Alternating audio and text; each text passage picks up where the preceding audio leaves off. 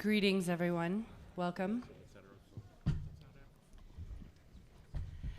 For those of you who have used the text question system, it is actually, it is being repaired. Okay, then. Let me announce the panel, and then I'll read you the instructions. So welcome to the 68th Annual Conference on World Affairs. This is panel 2462. We are in the UMC Central Ballroom. And the panel title is Police Shootings, When the Perfect Storm is the Perfect Police Cop-Out. I'm Carol Konzelman. I'm an anthropology instructor here at CU Boulder in the RAP programs, and I want to give a shout out to my drug policy students who are here. Thanks for coming. So please mute your cell phones. Please mute your cell phones. I can't emphasize that enough.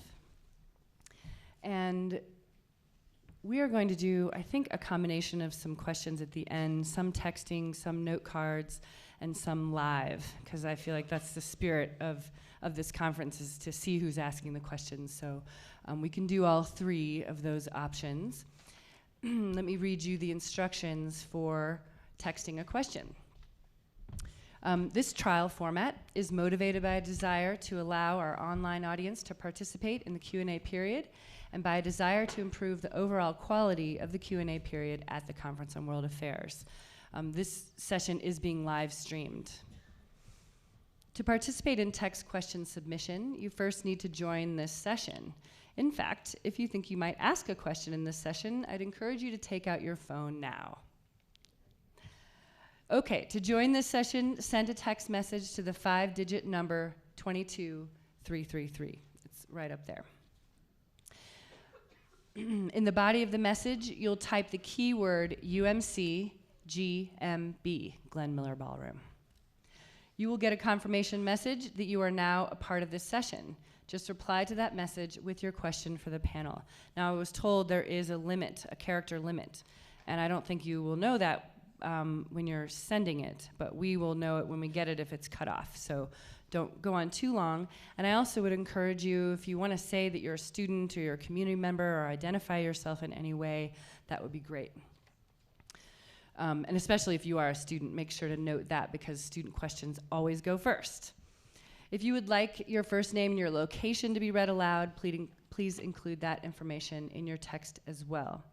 If you do not have a cell phone, please get the attention of a producer here in the room, and they can provide a 3x5 index card and a pencil for you to write your questions.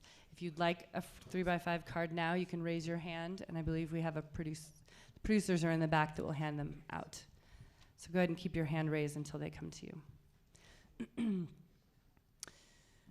Okay, and then finally, text the word leave when you leave the room to close out your session. I'll repeat these instructions again after the panelists make their opening remarks. Okay.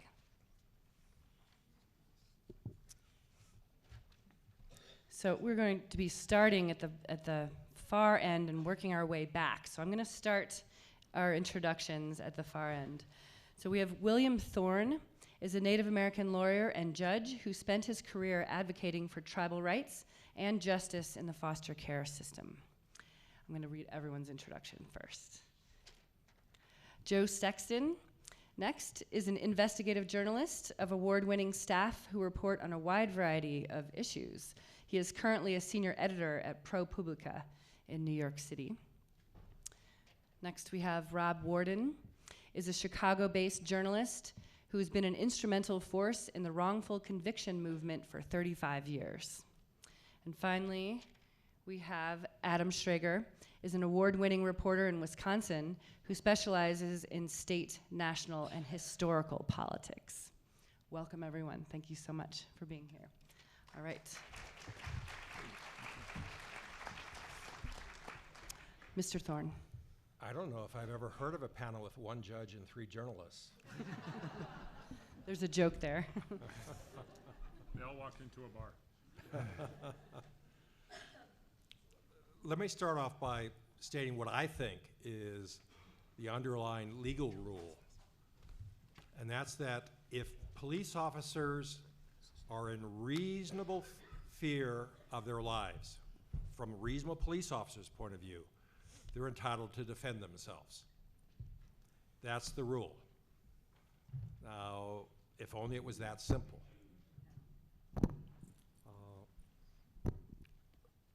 Take a look at the Tamir Rice case, where 11-year-old playing with a toy gun in a park.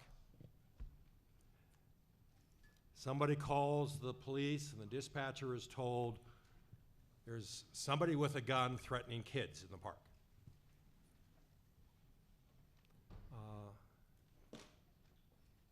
But they think it's a toy gun. Dispatcher doesn't tell the officers who are sent about the toy gun. They're told somebody's threatening kids in the park with a gun. They respond, they pull up, and they see 11-year-old boy by himself in the park. They pull up high speed right next to him. They jump out of the car, duck behind the car, screaming at him to drop the gun, and in 2 seconds shoot him dead. Their defense was, I was in reasonable fear of my life. I thought he had a gun. The difficulty I see is the officers ought not be able to create the emergency and then hide behind it. As they pulled up, they could see there was nobody else around him. So he obviously wasn't threatening anybody at that moment. They could have stopped away, assessed the situation, and figured out what to do. But to pull off the street, onto the grass, onto the park, literally almost arm's reach of the boy. Where did the emergency come from? I think it came from the choice the police officers made. And as I understand it, they weren't charged because of that. I was in reasonable fear of my life, not looking at where that started. So in the world that we live in, people are afraid of a number of different things, whether it's real or not. I mean, it's a fact of life that a fair number of people in the country are afraid of a black, angry man. Even if they have no context for that. I mean, haven't they had a family member be equally as angry? It's just, you know, the context is different. You've seen them when they're not angry.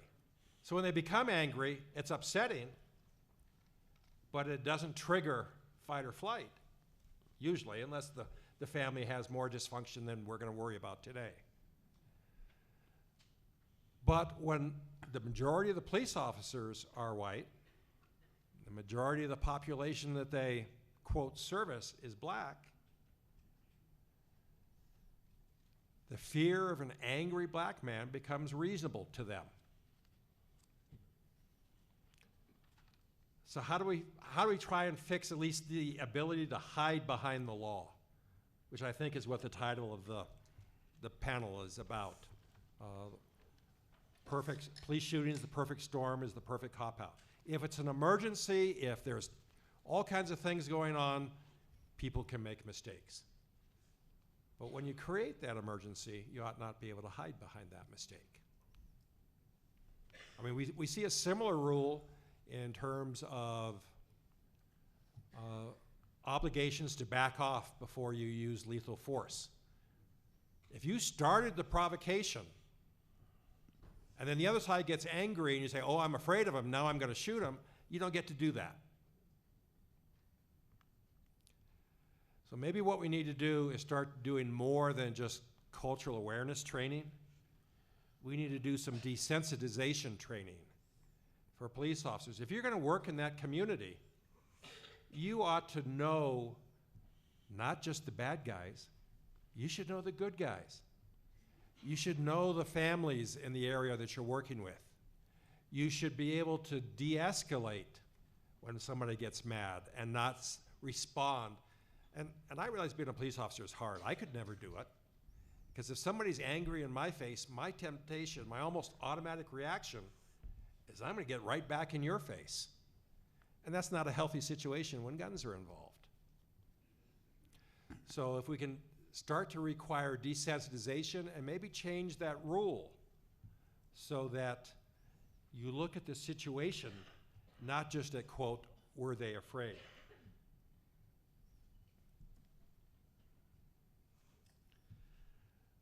I think a byproduct of this, though, is the lack of accountability in the communities. And there was an editorial written a few months ago by a man who was at home with his wife and children. In the middle of the night, the police broke in, pointed their guns at him, shouted at him, wouldn't let him speak, forced him down on the ground, put his hands behind his back, handcuffed him, and did the same thing to his wife and his children. Now, what happened was the police made a mistake. They got the wrong address.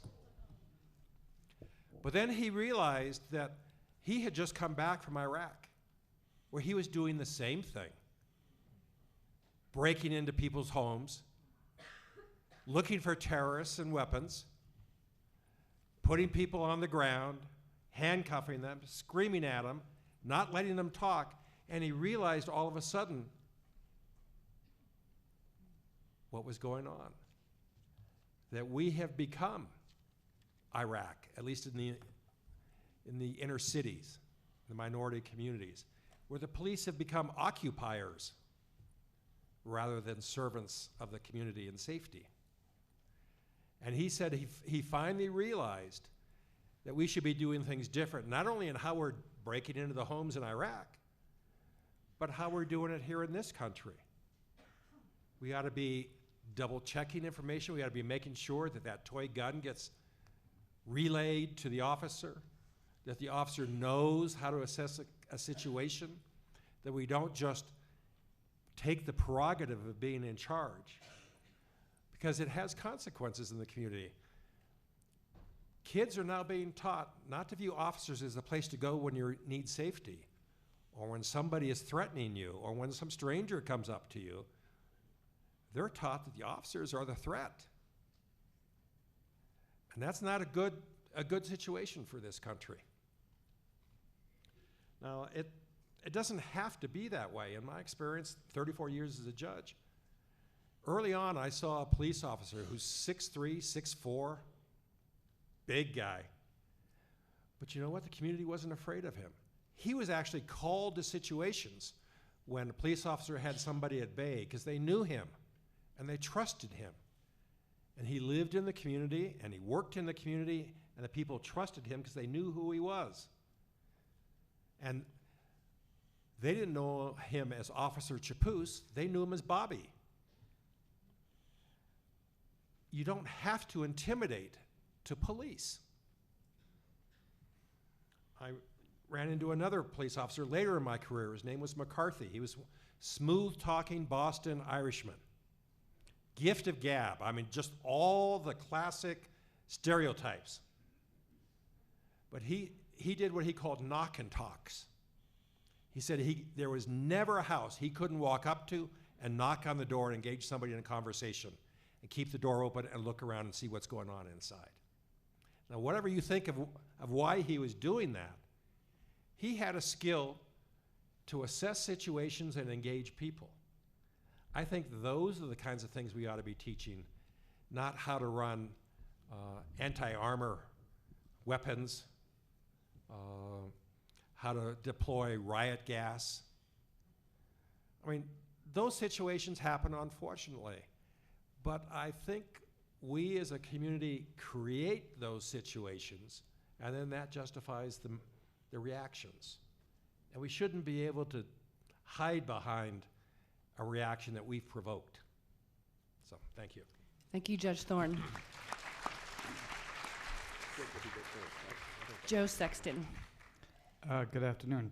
There's no discussion of police shootings that's not a good discussion.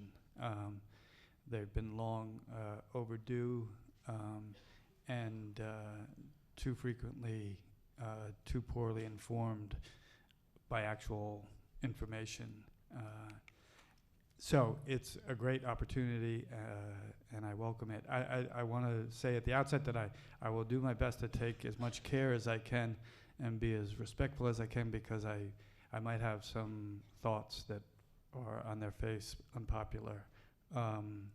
So know that if I do so, I do so in good faith and with a good heart. I began as a reporter, as the only white reporter on an African-American paper in Brooklyn. And one of the early stories we wound up working on was the police shooting of a 66-year-old African-American woman, Eleanor Bumpers. I went on to be a reporter at the New York Times, and on their Metro staff. One of the first stories I worked on was the story of a 12-year-old boy, Nicholas Hayward, who was on the roof of a housing complex in Brooklyn playing cops and robbers with his friends, and they each had toy weapons. And an officer responded to a call of, boys with weapons. The housing complex had already had 4 homicides that year. There had been several calls of shootings earlier in the evening. Officers going up a dimly lit stairwell. 12-year-old boy bursts through the door. He's got his toy rifle that's been played with a little bit so that the mildly telltale fluorescent colors on it have been taped over, and he was shot dead. 6 months after that, I covered a story in Brooklyn where 2 14-year-old boys were stealing bikes from a bike shop in Brooklyn. Cop responded, 29-year-old cop Ray Cannon, shot in the forehead, dead by one of the 14-year-old boys. As I continued my career at the Times, I'd become an editor on the Metropolitan desk. Amadou Diallo, Patrick Dorismond, Gideon Bush. The names would go on, the cases would go on. Having left the Times 3 years ago, you have Michael Brown in Ferguson. So it, to me, over those years, is indisputable that police shootings are an issue worthy of close examination. It also helped me understand, I think, which is a defensible position, that indeed everyone is full of its own idiosyncratic and distinctive details and elements and actions. It's very difficult, I think, to make sweeping judgments based on cases that can be as highly distinctive as these. It's a point that's ramified for me. In addition to working for an African-American newspaper, I grew up in Brooklyn. I grew up among Irish and Italian Catholic kids, many of whom would become cops. I've stayed close with them. I count cops and senior cop officials as some of my closest friends. I've spent time with really genuinely thoughtful police officials who have worked to limit police shootings, to certainly limit as best possible fatal police shootings. It can be easy to forget. In 1992 in New York City, there were 2,200 homicides. 2,200 homicides. A staggering bloodletting. And cops are asked to confront that, deal with it, stop it. So it gives you some appreciation for, it might not be Iraq, but it can be awfully dangerous and awfully violent and awfully arbitrarily both. So, but again, one of the indisputable good things that has happened in the last couple of years has been the decrying of the scandalous lack of actual reliable data information on police shootings. Individual departments often don't keep track of them.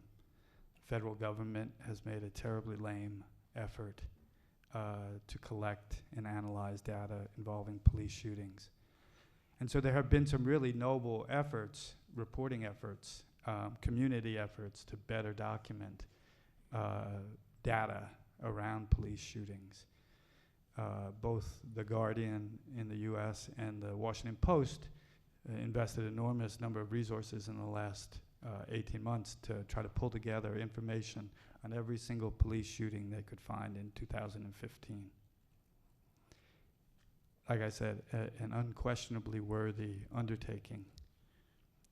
But when you see the way, say for instance, the Washington Post presented the data, you realize the perils of, or at least I think you can realize the perils of too quickly, too simply processing that data. So in 2015, they chronicled some 990 police shootings, fatal police shootings in the US. And that was really the headline of their sort of data collection. And on one level, you understand it. And on one level, your instinctive response is, Jesus Christ, 990 people killed by cops. Then you dig a little bit into the underlying data, and you find that 1 in 10 of those police shootings actually involved what has become the most kind of disturbing and galvanizing incident, which is a white cop, or actually any cop, shooting an unarmed person fatally. 1 in 10. If I were to do a kind of just instinctive gut sample survey of the people in this room and ask you, what percentage of that 990 do you think involve white officers shooting unarmed black men? Anyway, I won't put you through it, but it's 4% of the 990 killings. And then you step back a little bit further and you realize we live in a country of 300 million people. 300 million people awash in guns, with violent crime rates that embarrass us when compared with the rest of the developed world, with untreated mental illness being one of the great societal plagues of our country. And now you're down to maybe 100 truly on their face questionable police shootings. It's a country of 300 million. Every one of those 100, every one of those 990 deserve to be studied, analyzed, learned from, reforms set in place as a consequence of them. But I do think it's important to establish a larger context for that. And much of it, is incumbent on the media to properly do so, because you can beget as many problems as you seek to solve when you too quickly rush to try to divine truth from a very limited, very premature set of actual data. So when I saw the panel's title, I actually am a believer that perfect storms happen all the time. And I'm willing to discuss any number of them here. But anyway, that's my, I hope not terribly provocative contribution.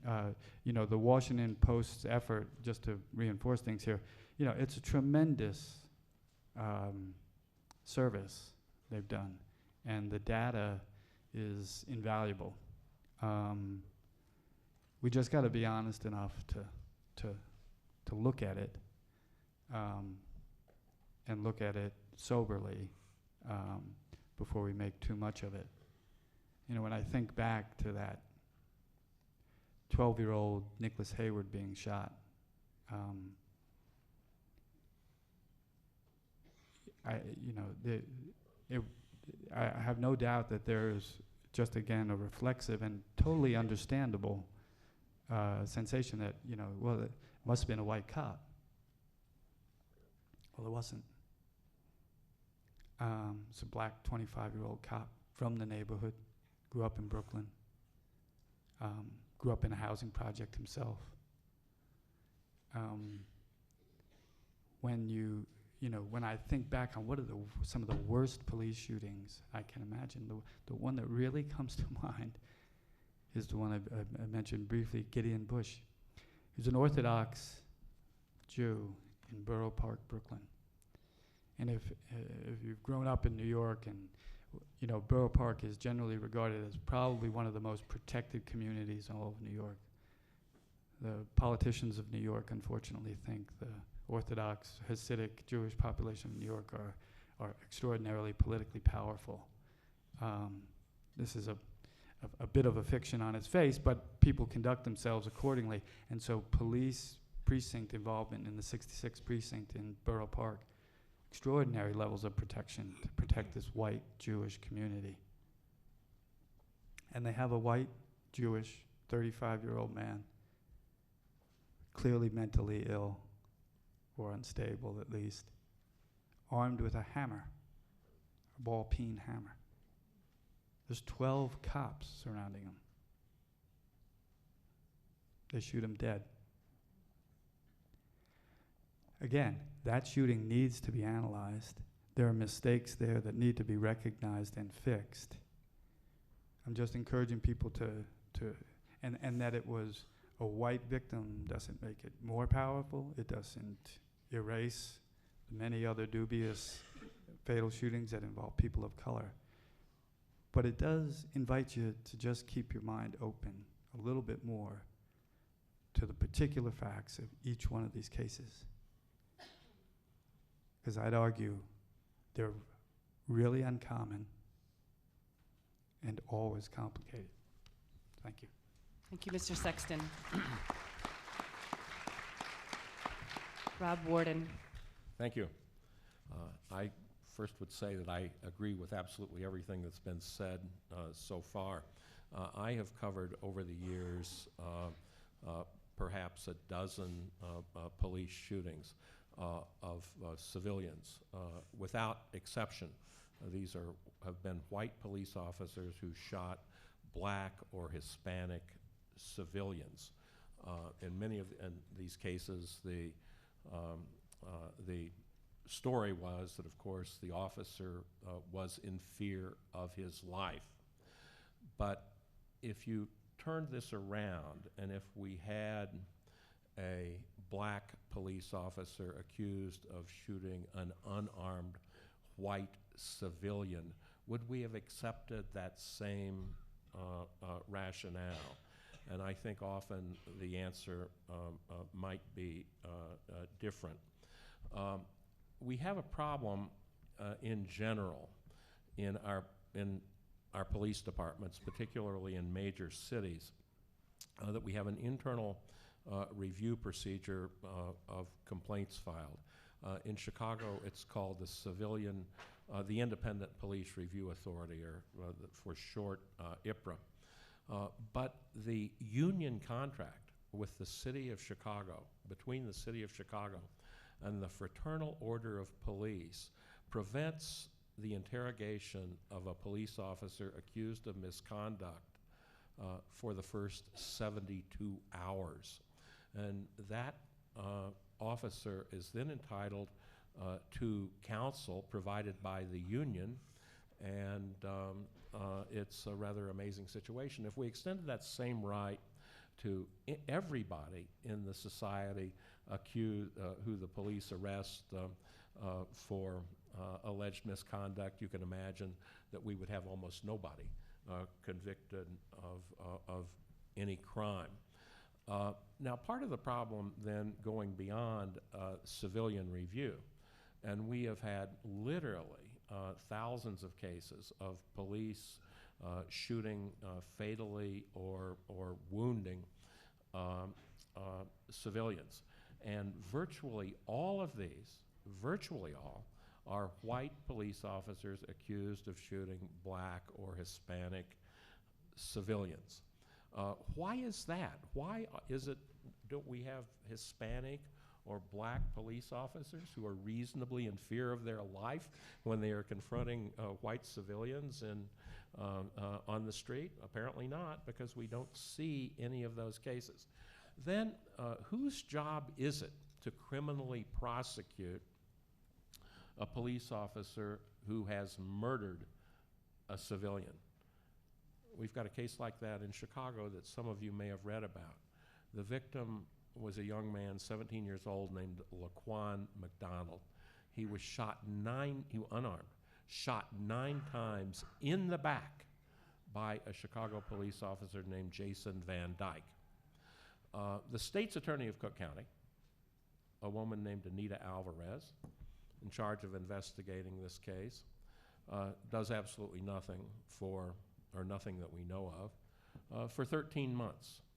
Finally, as a result of a Freedom of Information request filed by a young journalist, a videotape showing this shooting and how unreasonable it was is made public.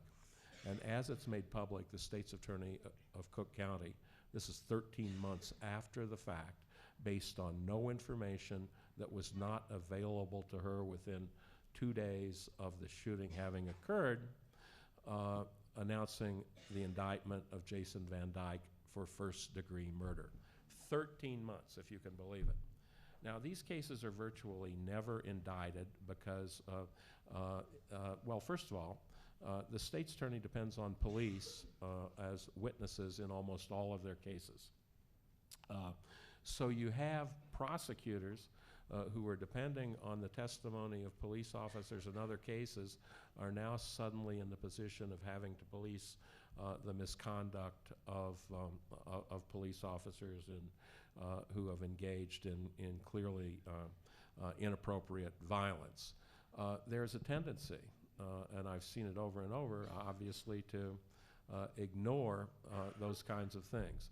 Now, as a result of this Laquan McDonald scandal, the sitting state's attorney, elected state's attorney of Cook County, Anita Alvarez, whom I just mentioned, was just voted out of office in the primary by, not only was she narrowly voted out of office, but by an overwhelming majority. Her victorious opponent in a 3-way race received more than twice the vote that the incumbent state's attorney received. This is something that's really quite unprecedented. So we are on the verge, we have an opportunity now for real change in the city of Chicago or Cook County that could be a model for what could be done nationwide. Now, we're not going to do much about this police misconduct that basically renders the internal review process meaningless, but there is something that a state's attorney can do. And what I think a logical thing here would be to form, we already have one, but it hasn't been used very well, a public integrity unit that would investigate these cases independently and convene automatically a grand jury investigation, just automatically announce that this is what we do, this is our procedure. We will convene a grand jury investigation of any police violence case, period. We will call the officer before that grand jury. He, of course, has a right to take the Fifth Amendment. That's his right. We will call other witnesses to that shooting before the grand jury, and if it looks like there is evidence that could indict this person, maybe we'll call in other officers and maybe immunize them and see if they are, because there is this phenomena known as the Code of Silence among police, where we find police officers, and I could cite case after case in which police officers have been caught red-handed lying under oath with very consistent stories, perjury in court, and nothing is done by the state's attorney of Cook County. This phenomena is known as test-a-lying, even by the police officers who engage in it, joke about it with that name. We need to put a stop to that, and it can be. A stop can be put to that very easily. Because while we might look in a lot of public integrity kinds of situations where, you know, prosecutions and convictions apparently don't have much deterrent effect on future conduct, I think in these cases, just a few convictions, a few indictments will set a standard and would have the potential for changing the culture that has led to this very serious problem that has only the advent of video has brought to public attention and to the state that we're at today. I'll leave it with that and turn it over to Adam. Thank you, Mr. Warden. Adam Schrager. Thank you very much. I too, like Joe, wanted to share with you stories and context and data today, and hopefully learn a little bit more about this, and yet ask ourselves questions as to how a situation happened, and as we look forward, whether we can prevent it from happening again. The subheader of this panel was justifying the use of excessive force.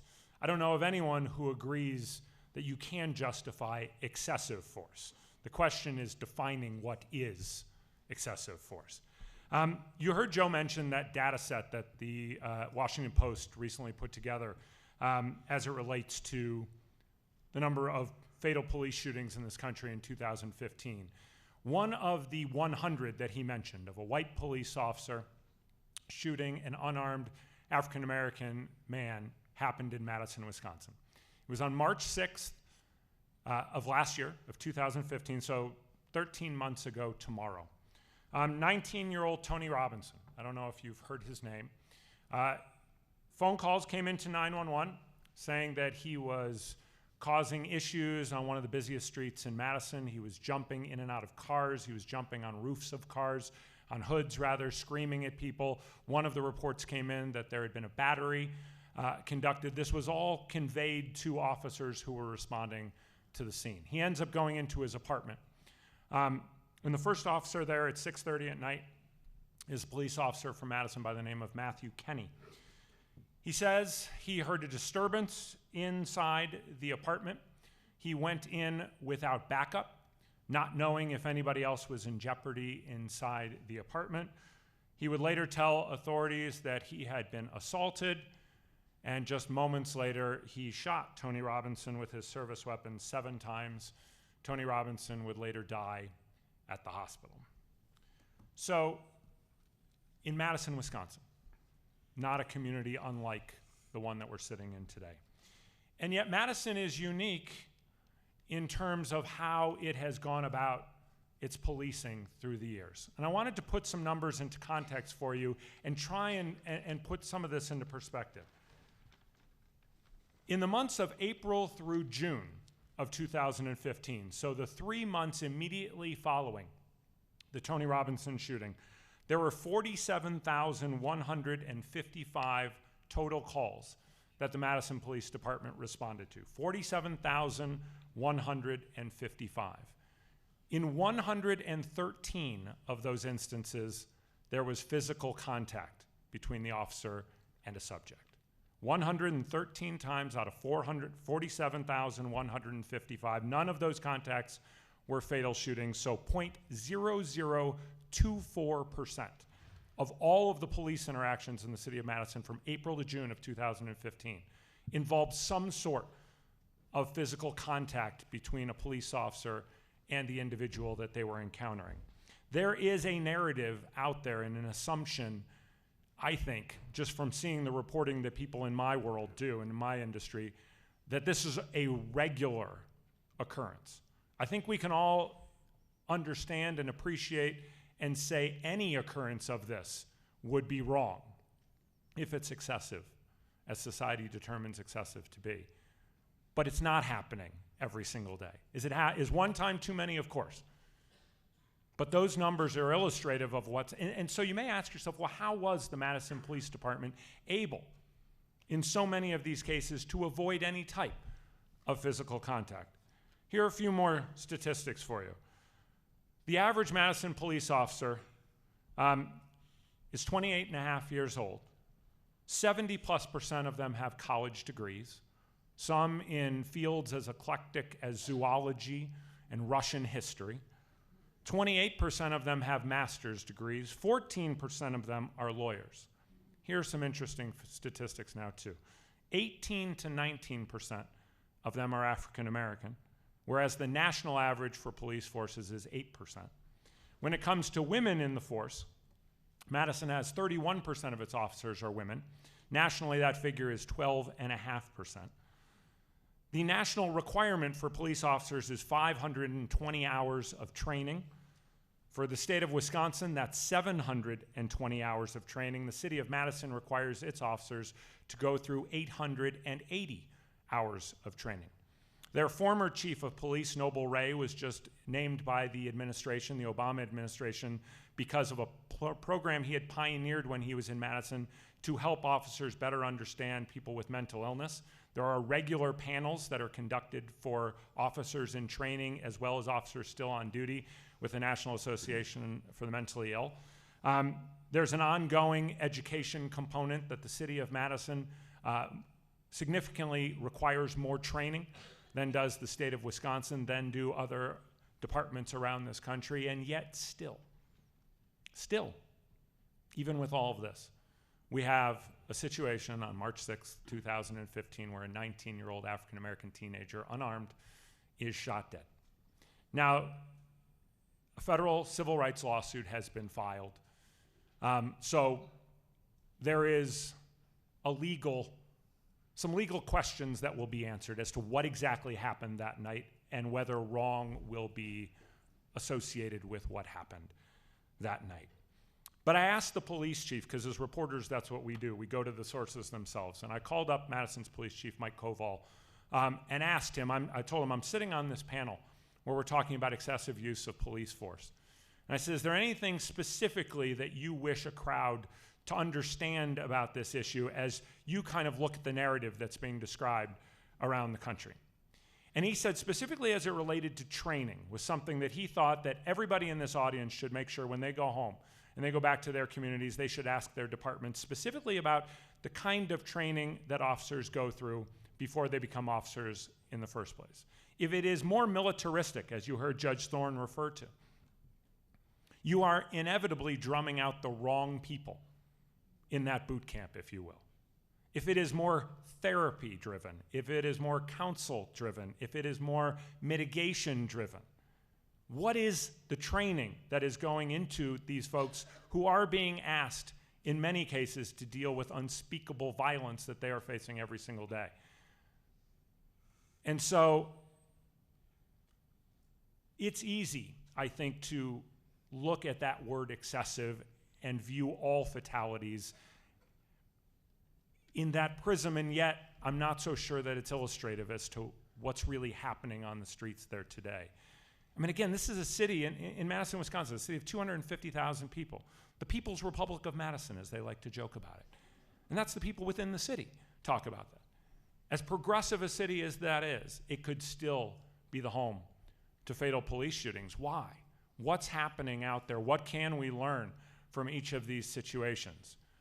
I mean, I look at those numbers as a reporter and I see, 31% of women police officers. Women, all of the studies show, more women police officers, the studies show that women use less force.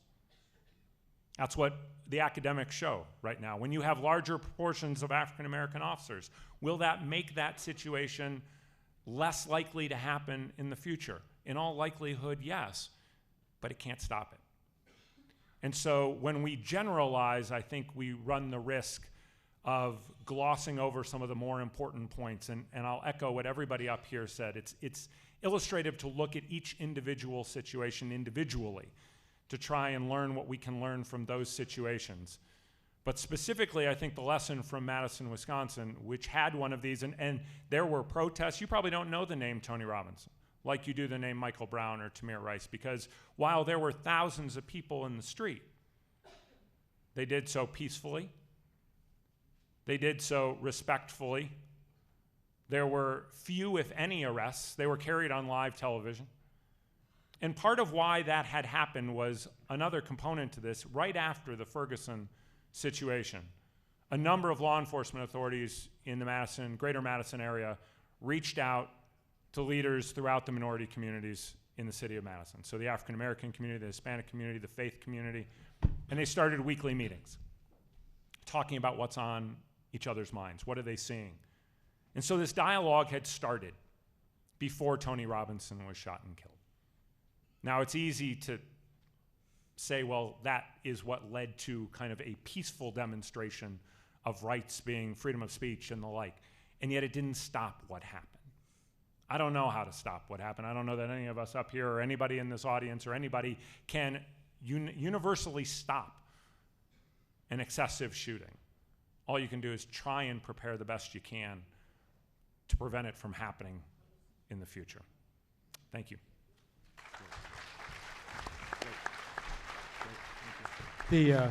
Just in the spirit of a true panel, so could I jump in quickly? Yeah, hold on. I want to give you guys a chance to respond to each other before we go to Awesome. questions, but I want to repeat just the summary of what to do if you want to text in a question, and then I'm going to be fielding through them here and try to give students first crack. Yes, if a producer could also pick up the note cards. I see a couple being held aloft. So what you want to do is send a text message to that 5-digit number, 22333, and then in the body of the message, type UMC GMB, and then you'll get a confirmation message. Then you're part of the session. Then you reply to that message with your question, and try to be succinct. Identify yourself if you're a student, please. That's for this session. Every session then closes out, so you have to do it for a new session. Yeah. Right, per session, correct. Okay, so yes, I'd like to give you all a few minutes to respond to each other before I open it up for questions. So go ahead, Joe. So again, let me just take care to be as best as I can polite. So this man here is a true hero. You know, the work he's been part of has, you know, fundamentally reshaped the American judicial landscape. Breathtaking and brave. But on this, he's wrong. I don't mean wrong, but the narrative that I think Rob was sketching out about who kills who in these police shootings is just wrong. So I guess about 2 years ago at ProPublica, we took a look at more than a decade's worth of police shootings at the data. They're collected by the FBI imperfectly, imperfect does it too good a justice. But it's meaningful data from police departments around the country. So, and we asked a number of questions, and it showed an outsized risk for young African American men. No getting around that. But when you looked at the question of who kills who and who's being killed, I'll just give you a little flavor. So we broke it up into little chapters. Who's killing all those black men and boys? Mostly white officers, but in hundreds of instances, black officers too. Black officers account for a little more than 10% of all police shootings. That's a consequence largely of their underrepresentation on police forces. Of those they killed, though, 78% were black. So for black officers, who are they killing? They're killing 80% of the time black men. You go on. White officers, given their great numbers in so many of the country's police departments, are well represented in all categories of police killings. White officers killed 91% of the whites who died at the hands of the police, and they were responsible for 68% of the people of color killed. So the narrative that it's white cops killing black suspects or innocents is just barely 2/3 of the population. Huge, troubling, but not the entirety of it. Those people of color, and they were responsible for killing 68% of those of color killed. Those people of color represented 46% of all those killed by white officers.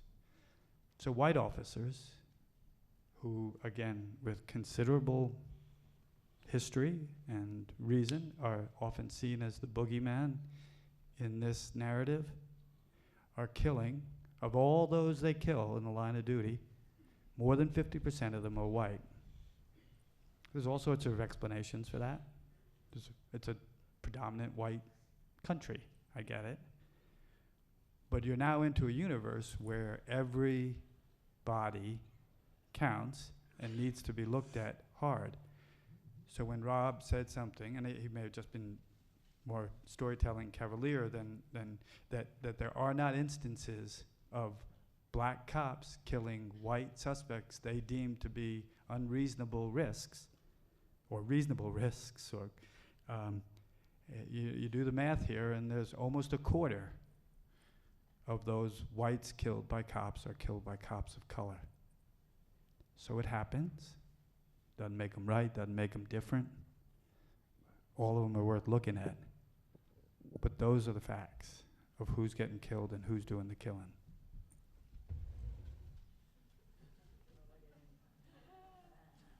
I'm happy to respond to that. I don't think that that necessarily contradicts the anecdotal evidence that I was presenting. And how many of us have seen instances of black officers killing whites under these circumstances? Frankly, that has not occurred much in my experience. Data, of course, is only the plural of anecdote. And when and traditionally, we've had to look at these cases through the anecdotal evidence that comes to our attention. And things that I've noticed, for instance, let me just describe very briefly one case. In the early 70s in the city of Chicago, a police officer named Thomas Walton shot to death two unarmed Hispanic men named Cruz and Osorio during a Puerto Rican celebration in a park on the west side of the city. So what happens to Tom Walton? Is he punished? Is he indicted? Is he moved to is he reassigned to desk duty? No. Tom Walton is promoted to director of the Chicago Police Academy. We have a police officer who has just shot two unarmed Hispanic men to death, and he is elevated to the role model for the entire department. These things are just, really unconscionable, and they go on. I've actually been fighting with the police over a Freedom of Information request to release all of the awards that they've presented to people who have since, to police officers who have since become involved in violence. And part of the problem is that the system basically rewards and honors sometimes the police officers who are engaged in the most egregious conduct on the street. But I thank you. No, I appreciate it, and I don't mean to just belabor the argument, but I mean, I think there are a couple of things worth picking up on off of what Rob said. One is, it's a provocative question when he asked, has anybody here, do they know of any examples where black cops have killed white unarmed suspects or innocents, right? And nobody's hand went up. And there's a case, but there's a reason for that, right? Because I would venture to say is it's not considered remarkable. It doesn't provoke the same set of easy arguments or paradigms that we've grown accustomed to, and I think that Adam was getting at. And the question about the cop being promoted into a job, that seems like a terrible thing. But is it a terrible thing because it was a white cop killing 2 Hispanic men and then got promoted? Or was it because it was a cop killing people who got promoted? And if you look around the country, right, the Tamir Rice case is a Cleveland Police Department with an astonishing level of black officers in it. Freddie Gray was killed in Baltimore, that was run by a black police chief, I think, and whose police force is predominantly black. So all I'm saying is police killings are a problem. We just have to identify what are the component parts of the problem. And training is absolutely essential. But I guess I'm just challenging us all to be less reflexive about the degree to which race colors the discussion of what is wrong here. Because then we're going to have to talk about, if you want to talk about the black officers killing black kids, well, you can't say that there is a racial, but you can say that those black officers are the product of a system that is flawed and that rewards X over Y. So there's lots of good discussion to be had there. It's just not as simple as, black and white. I don't think anybody was suggesting that it was simple. And one of the things that I have not heard on the data is what happens to those officers and how transparent is the process so that the community understands and supports the decision the officer was justified, or it was an honest mistake, or it was something else. But when communities are stonewalled for 13 months, 3 years, it's very hard to trust a system that protects its own and is increasingly becoming thought of as an occupying force rather than a force ensuring safety. I'm glad you brought that up, Judge Thorne, because it's the point that I should have followed up with and said, we talk about so if training on the front end potentially can prevent situations like this from happening, what about the follow-up on the back end? Because that's significant as well.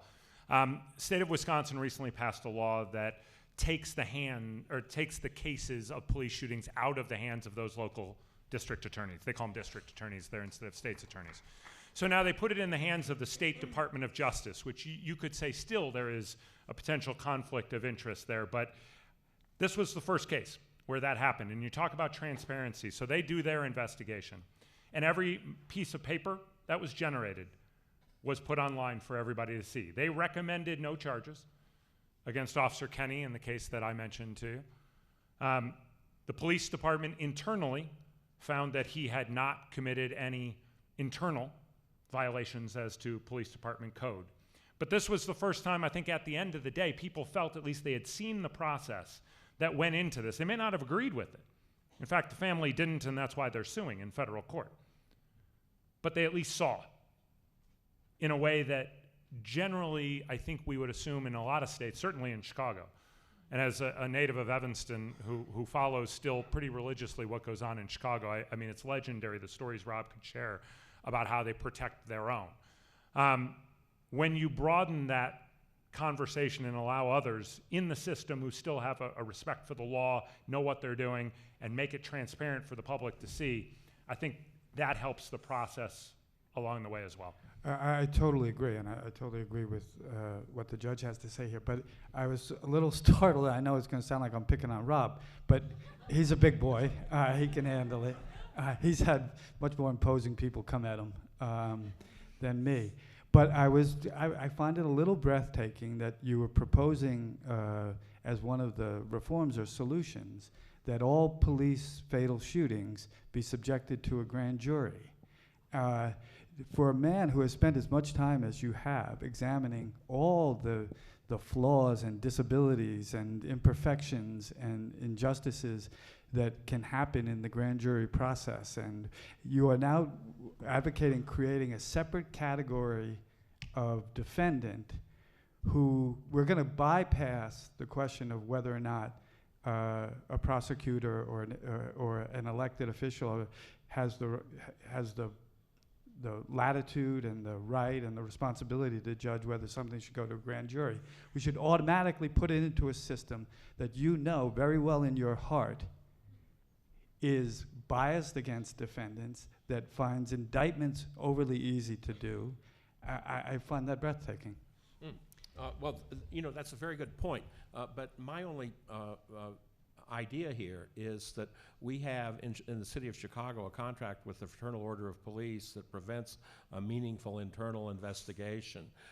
You don't normally cases are taken before a grand jury when a prosecutor wants to obtain an indictment, and as Justice Jackson once said, a grand jury will indict a ham sandwich.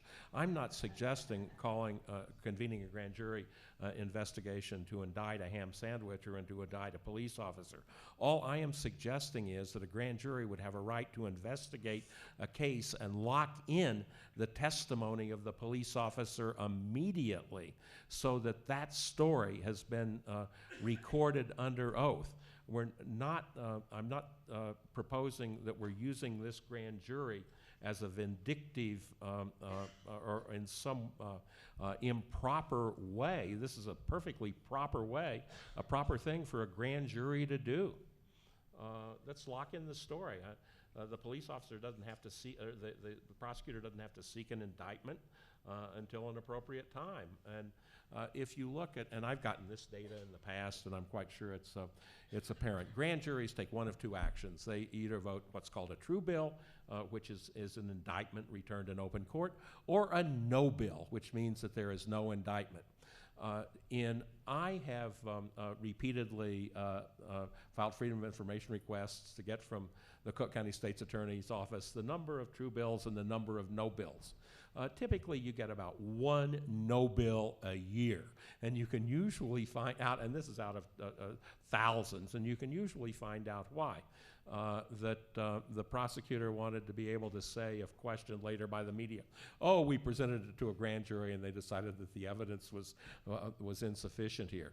There should, by all rights, be a lot more no bills coming out of our grand juries, and perhaps this is a way to do it. But the grand jury can be used as that kind of a tool as well, not just a way for prosecutors to be able to avoid preliminary hearings in cases, which is what it's now basically used for.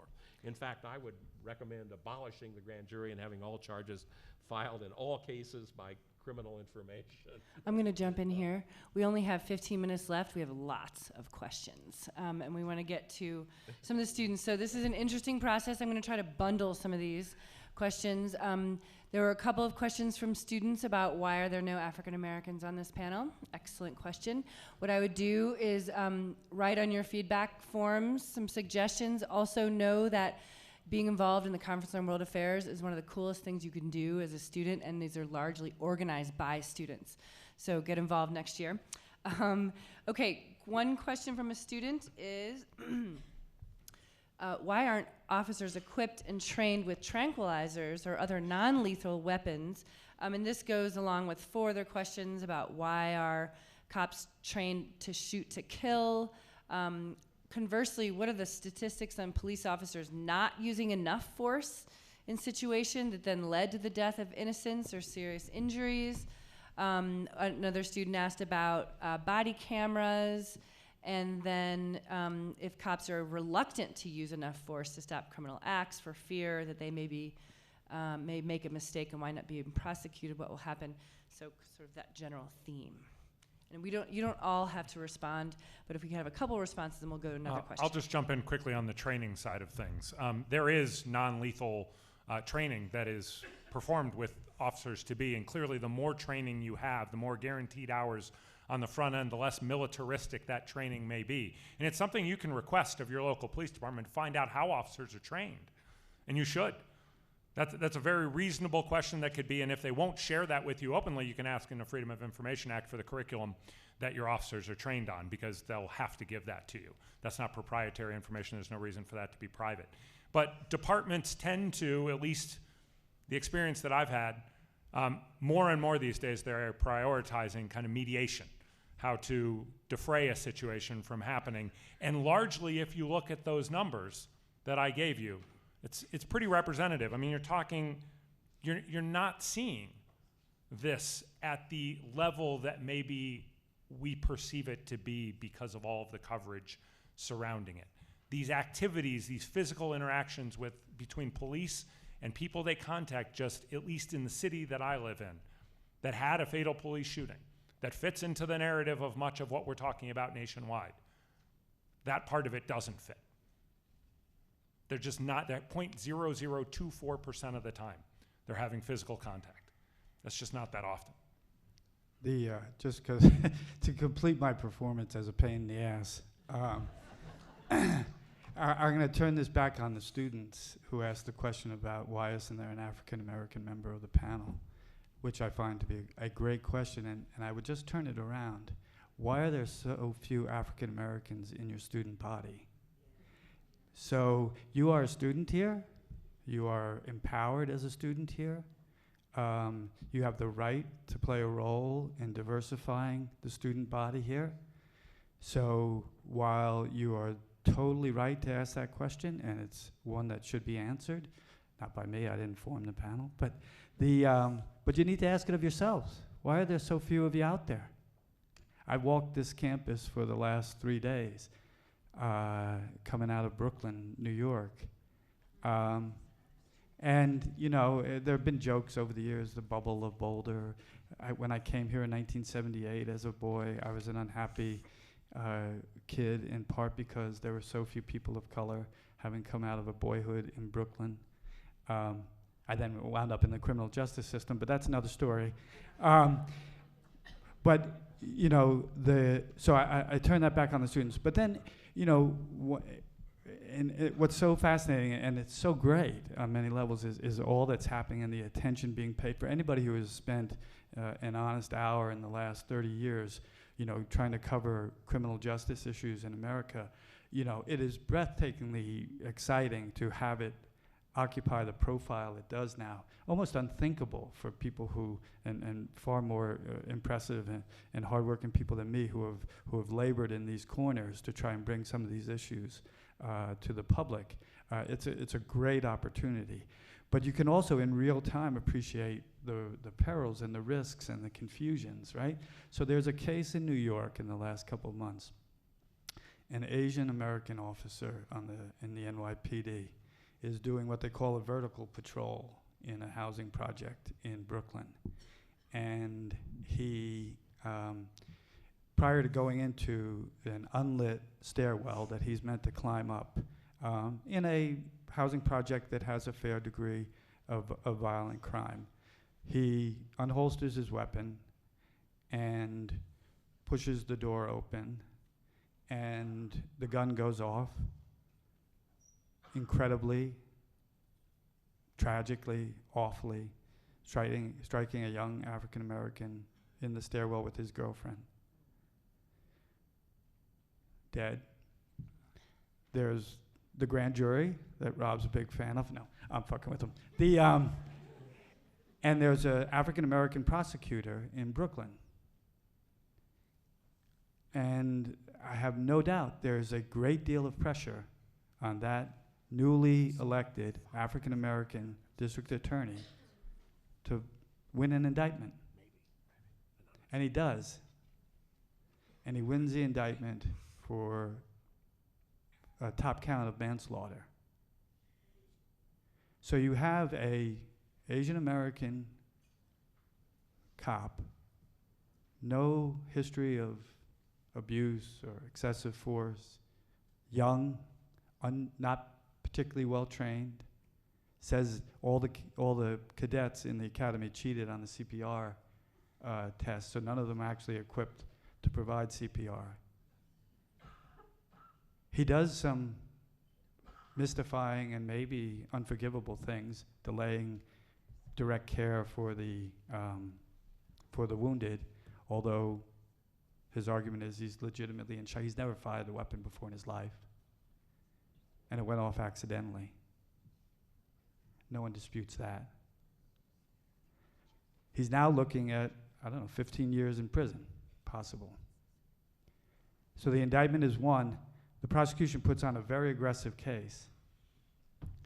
And, really, excuse my language, balls out, closing argument. This guy needs to be locked up, needs to be sent away, needs to be held accountable. Jury returns a verdict rather quickly, guilty. Asian American community is upset. How is it that we, after all these years of cop shootings, whatever, it's an Asian cop who's now going to become the whipping boy for this and pay the price? A guy who accidentally fired his weapon with no prior history, who came on the force to actually, I think plausibly, we could argue, make a living and do good.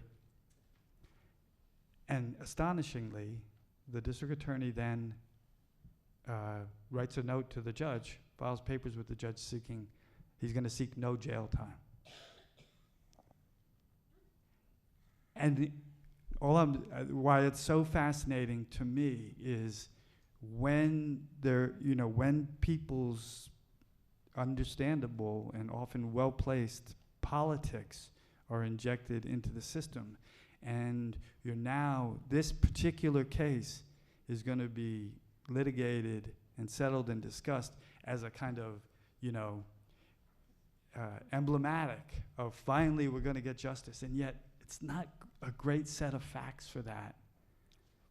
But the prosecutor goes for it, gets it, and then he'll have to account for himself, but then says, well, he doesn't have to go to jail for that. Well, then what the hell was the prosecution all about? I think that's actually understandable, that you're trying to show that people are accountable.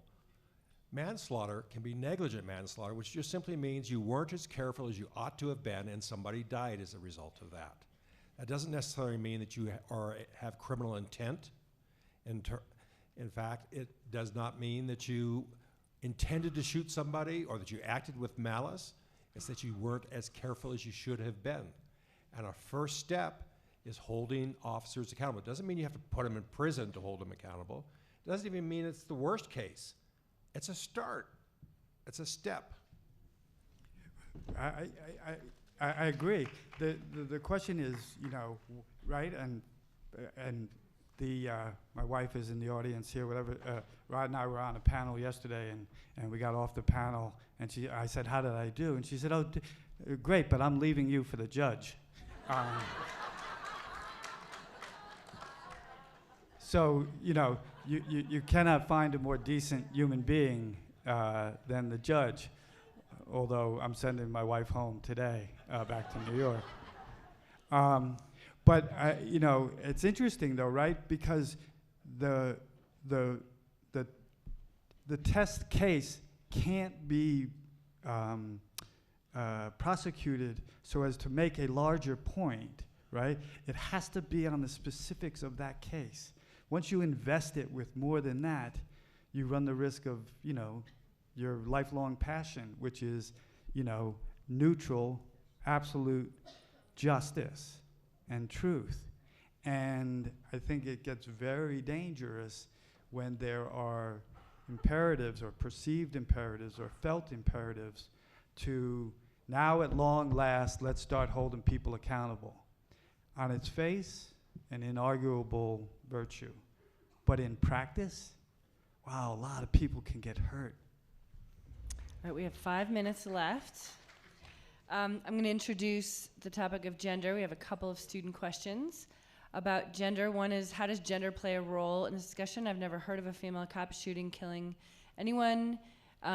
This is weird because females are inherently taught to fear men, yet they don't use excessive force but have the same training. My cousin is a cop, and she's told me that her number one biggest threat is her male coworkers.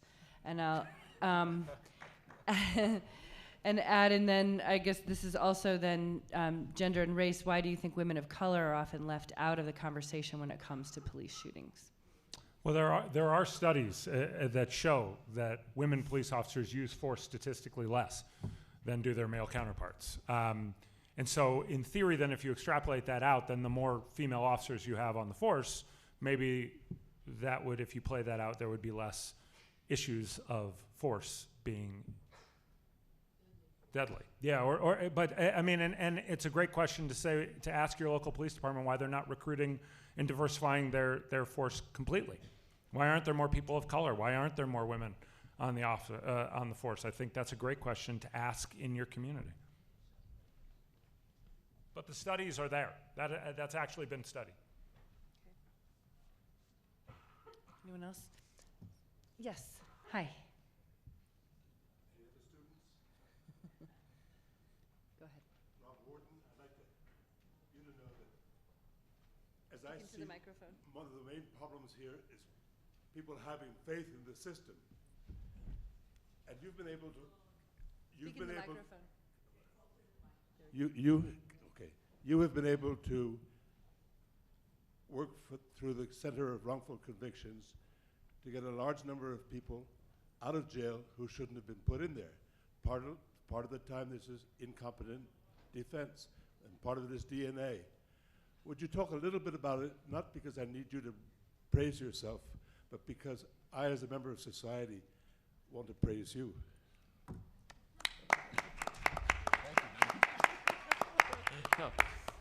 Well, thank you very much. And unfortunately, time is not going to permit a very elaborate answer. It's just a matter of, in fact, we were having a discussion right before the panel began about how did I happen to get into this? How does a journalist become an advocate? And to me, the answer is very simple. If you are a journalist and you're supposed to be presenting all sides of a story and you're supposed to be fair and so on and so forth, I agree with all that. But when you become aware that an innocent man is in danger of execution by the state, it is incumbent upon you to do what you can to stop that. And that has basically been what has motivated me in these cases over the years. And thank you very much. I really appreciate your kind words and your kind words as well. Like I said, he's a hero.